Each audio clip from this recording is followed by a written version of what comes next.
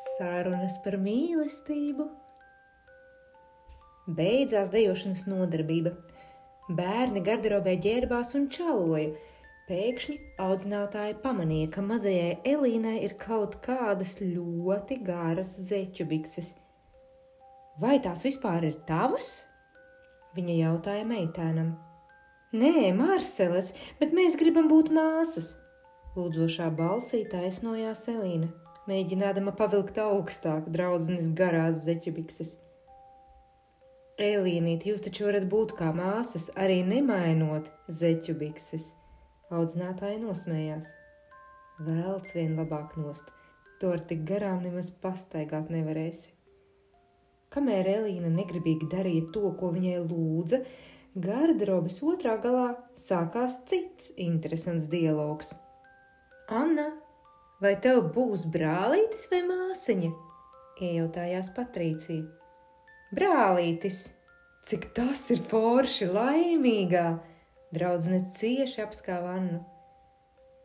Bet man ir maza māsiņa, sarunai pievienojās Artūrs. Man arī ir māsiņa, priecīgi piebalsoja Ralfs.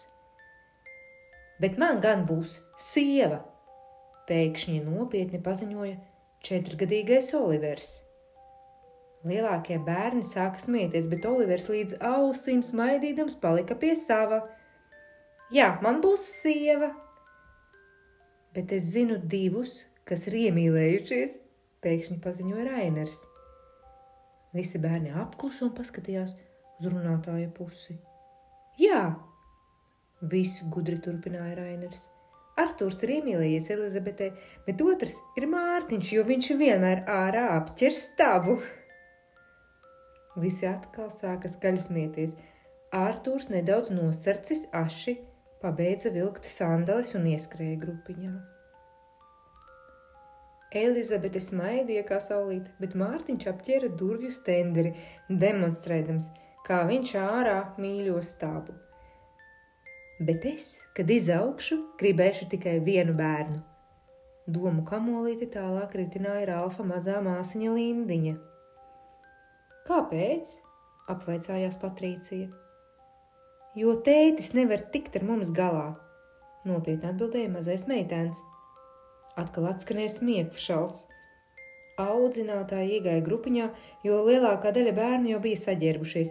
Pie viņas pienāca Emma un gribēja buču. Emmiņ, mēs labāk varam samīļoties, ierosināja audzinātāja. Emma skaļi nopūtās un plaši žestikulēdama teica: Mamma man neatļauj sevi bučot, jo ir uzlikusi kosmētiku. Brālis bēg, tētim nav laika, jo jāsēž pie datora, un arī tu man neatļauj sevi bučot. Man nav ko bučot, jābučo pašai sevi. Audzinātāja pasmaidīja un piespieda Emmu pie savas sirds. Traki, Emmiņ, vai ne? Viņa nočukstēja.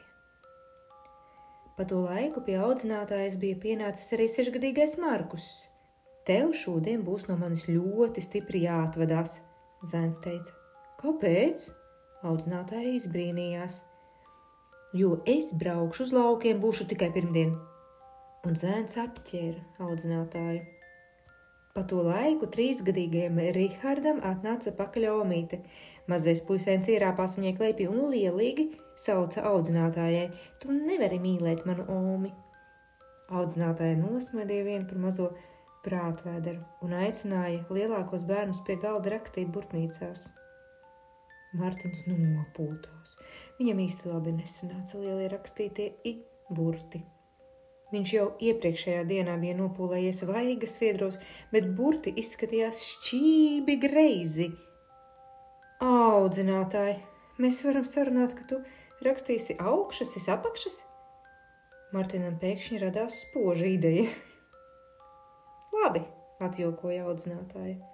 Tad es tev iešu līdzi arī uz skolu, sēdēšu blakus un rakstīšu augšiņas.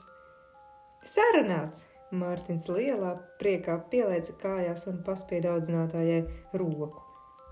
Pēkšņi aiz loga ļoti satumsa. Sāka ducināt pērkons. Bērni piespiedās pie loga un vēroja draudīgās debesis. Es negribu, ka mans tētis sapērkonās, Bažīgi ierunājās mazā Lindiņa. Pa to laiku atnāca pakaļ arī Oliveram. Audzinātāja dzirdēja, kā zēns garderobē ar mammu sarunājas. Zini, mammu, audzinātāja mani ļoti mīl. Tas jau labi, mamma atbildēja, bet kā tu to zini?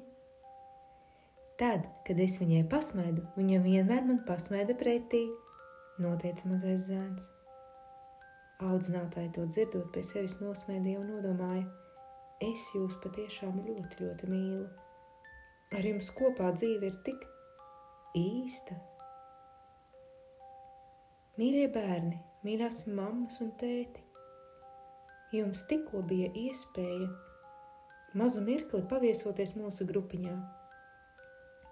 Vai pamanījāt, ka galvenā bērnu sarunu tēma ir draudzība, mīlestība, attiecības?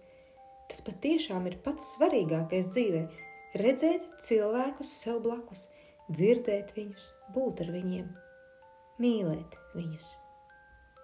Lūdzu, lūdzu, neļaujiet televizoriem, telefoniem un datoriem aizvietot sarunas, aizvietot būšanu kopā ar saviem mīļajiem. Mums uz šīs zemes ir dots nevisai garš laiks. Izlietosim to mīlestībai.